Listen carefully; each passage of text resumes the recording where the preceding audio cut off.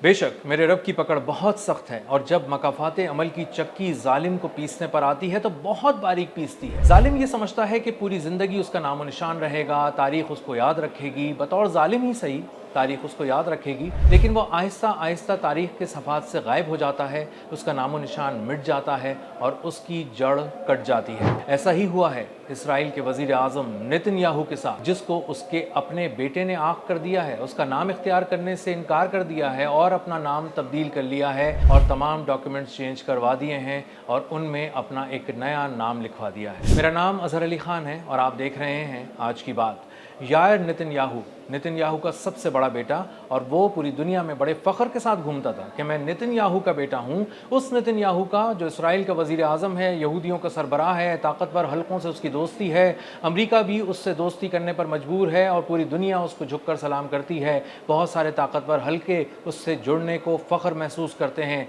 मैं उसी नेतन्याहू का बेटा हूँ, लेकिन अब हालात ये हो गए हैं कि वो अपना नाम तब्दील करने पर मजबूर हो गया है और उसने अपने बाप के जंगी जराइम देखने के बाद और उसका जुल्म देखने के बाद और पूरी दुनिया जब उससे सवाल कर रही थी, ये सारे हालात देखने के बाद दिल बर्दाश्ता होकर अपने बाप के नाम से जान छुड़ा ली है। यायर नेतन्याहू ने अपना नया नाम योनाथन हॉर्न रख लिया है, यानी अपना पहला नाम भी तब्दील कर दिया है और अपना दूसरा सरनेम भी तब्दील कर दिया है, अपने बाप का नाम भी तब्दील कर दिया है, ख़ानदान का नाम तब्दील कर दिया है और अपनी माँ के वालिद के नाम पर अपना सरनेम कर दिया है हॉर्न, और योनाथन अपने चचा के नाम पे कर दिया है। और इससे अंदाज़ा होता है कि वो नेतन्याहू को बिल्कुल पसंद नहीं कर रहा और वो चाह रहा है कि उससे जान छुड़ा ले, हमेशा हमेशा के लिए जान छुड़ा ले। ना उसका पहला दिया हुआ नाम इख्तियार करना चाहता है, ना वो अपना सरनेम नेतन्याहू रखना चाहता है। अब ये मामलात कहाँ से सामने आए? ये इसराइली मीडिया सामने लेकर आया है खबर, और इसराइली मीडिया ने टेक्स्ट डॉक्यूमेंट्स को पढ़ा है जो यायर नेतन्याहू ने जमा कराए इस साल। और जब उसने जमा कराए तो एक नए नाम के साथ जमा कराए। उसने एड्रेस अपना पुराना रखा, लेकिन उसने अपना नाम योनाथन हॉर्न रखा, और योनाथन हॉर्न का एड्रेस वही है जो उसका पुराना एड्रेस है, लेकिन उसका नाम तब्दील हो गया है टेक्स्ट डॉक्यूमेंट्स के अंदर और यायर नेतन्याहू अब योनाथन हॉर्न बन चुका है। और ये वही बेटा है जिसने बहुत अरसे तक इस नाम को चेंज करके सोशल मीडिया पर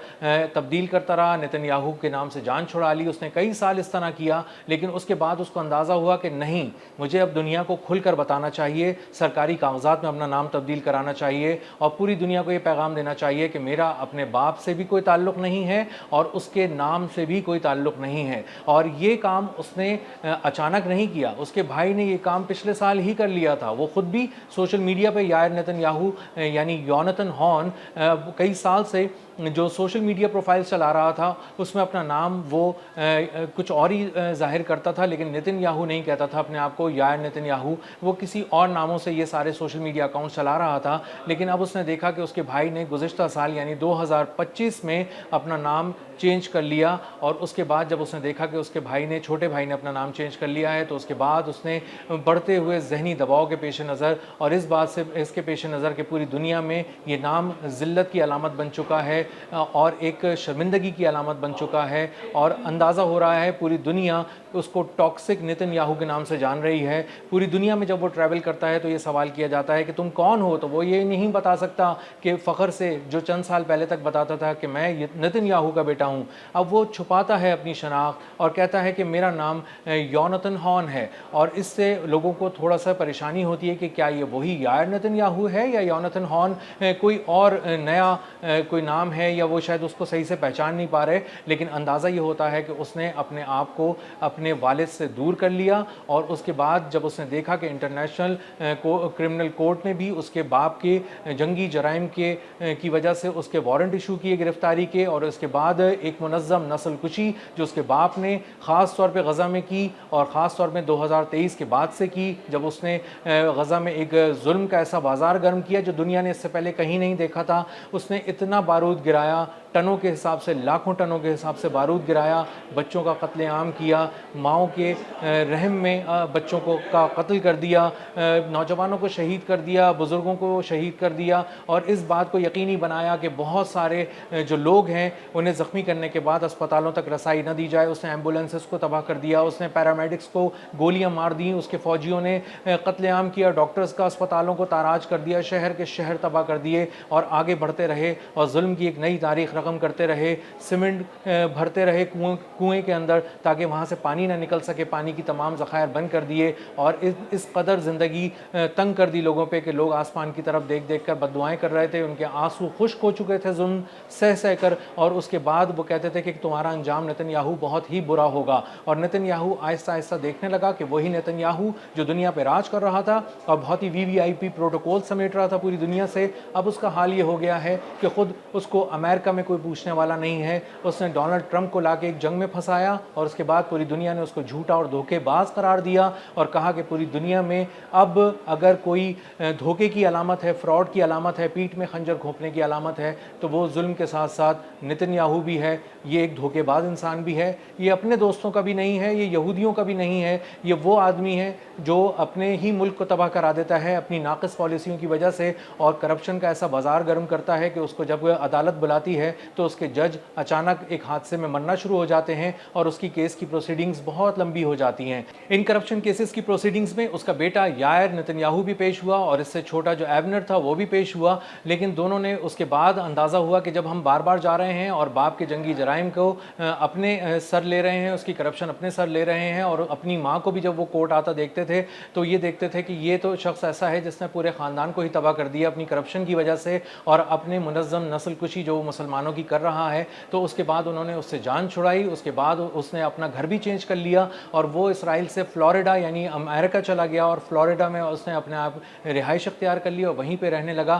اور اپنی ماں سے بھی جان چھڑا لی, اپنے باپ سے بھی جان چھڑا لی اور اس کے بعد آج اس نے اپنا نام بھی تبدیل کر لیا ہے. صرف بیٹوں کی وجہ سے نہیں, اپنی بیوی سے بھی نتن یاہو بہت تنگ ہے کیونکہ سارا نتن یاہو اس کو ایک اسٹیڈیم میں چیختی ہوئی نظر آئی اور بہت ساری جگہوں پہ پبلکلی اس کی بے عزتی کرتی ہے, اس پہ چلاتی ہے اور کہتی ہے کہ تمہاری وجہ سے بہت ساری چیزیں خراب ہو گئیں, تمہاری وجہ سے مجھے کورٹ جانا پڑتا ہے. اور جب وہ کورٹ کی پروسیڈنگ میں پیش ہوتی ہے ایک خاندان کے طور پہ نتن یاہو کے, تو وہاں بھی وہ بڑبڑاتی رہتی ہے اور بہت سی ایسی باتیں کرتی ہے جو عدالت میں نہیں کرنی چاہیے. اور اس کے بعد اس کو بہت سارا میڈیا یہ بات کہتا ہے کہ تو اس کی جو انداز ہے وہ بہت عجیب سا ہوتا ہے, اس کے دیکھنے کا انداز ایسا لگتا ہے جیسے اس نے بہت زیادہ کوئی نشہ کیا ہوا ہے یا یہ اپنے ہوش و حواس میں نہیں ہے. تو سارا نتن یاہو خود بھی کئی بار نتن یاہو کے ساتھ اس کا لڑائی جھگڑا ہوتا رہا, اس کو چلاتے ہوئے دیکھا جا سکتا ہے بہت ساری ویڈیوز میں, اور اس لیے نتن یاہو خود بھی بہت پریشان ہے اور وہ کہتا ہے خود عدالت میں کھڑے ہو کر کہ میرے خاندان کو کیوں رگڑ رہے ہو, اگر کوئی مسئلہ ہے تو مجھے بلاؤ عدالت میں اور مجھ سے سوال کرو. لیکن آہستہ آہستہ عدالت کو بھی یہ سمجھ میں آ رہا ہے کہ کرپشن صرف نتن یاہو نے نہیں کی, ایک منظم نیٹ ورک ہے جس کے ذریعے نتن یاہو نے کرپشن کا ایک منظم بازار گرم کر کے رکھا اور اسرائیل کے وسائل کو دونوں ہاتھوں سے لوٹا اور یہودیوں کو ایران سے ڈرا کر, لبنان سے ڈرا کر, شام سے ڈرا کر اور دیگر ملکوں سے مسلمانوں سے ڈرا کر وہ اصل میں یہودیوں کو ہی لوٹتا رہا. اور نتن یاہو جو چاہتا تھا کہ مسلمانوں کی جڑ کٹ جائے, ان کا نام و نشان ہمیشہ کے لیے مٹ جائے, ان کی منظم نسل کشی ہو, ان کی کوئی نسل ہی باقی نہ رہے, نام لیوا ہی کوئی باقی نہ رہے, تو اب آنے والے دنوں میں تاریخ یہ بتا رہی ہے, کاغذات میں بتا رہی ہے کہ نتن یاہو کا نام ہمیشہ ہمیشہ کے لیے مٹ چکا ہے, مٹنے جا رہا ہے. تاریخ اس کو کبھی یاد نہیں رکھے گی اور تاریخ کے صفحات آج سے کئی دہائیوں کے بعد جب کوئی پلٹے گا تو اس کو بہت ہی محنت کے بعد کہیں جا کے نتن یاہو کا نام نظر آئے گا کہ ایک ایسے شخص کا نام جو ظالم تھا, جابر تھا, جس نے منظم نسل کشی کی تھی, مظلوموں کا قتل عام کیا تھا, اس کو اس کے بیٹوں نے ٹھکرا دیا تھا, اس کو اس کی اپنی بیوی نے ٹھکرا دیا تھا, وہ اس پہ چلاتے تھے, اس سے جان چھڑاتے تھے, اپنا گھر الگ کر چکے تھے اور اس کی زندگی جہنم بن چکی تھی. تو مکافات عمل کی چکی نے نتن یاہو کو بہت ہی باریک پیس دیا ہے. نہ ڈونلڈ ٹرمپ اس کا دوست رہا ہے, نہ امریکہ اس پہ اعتبار کرتا ہے, دنیا کا لہجہ بھی اس سے بدل چکا ہے. لوگ اب اس کی اتنی توقیر اور عزت نہیں کرتے جتنا پہلے وہ کرتے تھے اور کہتے تھے کہ ہاں اگر تم مسلمانوں کی نسل کشی کر رہے ہو تو ٹھیک ہے, تم کر رہے ہوگے, تمہارے اپنے مفادات ہوں گے. لیکن اب دنیا کو نظر آ رہا ہے کہ مسلمان خطرہ نہیں تھے, خطرہ نتن یاہو تھا. اس لیے دنیا نے نتن یاہو کو مائنس کر دیا ہے. وہ امریکہ میں بھی مائنس ہو گیا ہے, پوری دنیا میں مائنس ہو گیا ہے, زمین پر مائنس ہو گیا ہے, عسکری طور پہ مائنس ہو چکا ہے, سفارتی طور پہ مائنس ہو چکا ہے اور اب آخر میں خاندانی طور پر بھی مائنس ہو چکا ہے. اس کی بیوی نے بھی اس کو ٹھکرانا شروع کر دیا ہے اور اس کے بیٹوں نے اپنا نام تبدیل کر کے ہمیشہ کے لیے اس سے جان چھڑا لی ہے. اب تک کے لیے اتنا ہی. ملتے ہیں اگلے ولاگ میں کسی نئی خبر, نئے تجزیے اور نئے زاویے کے ساتھ. اللہ حافظ.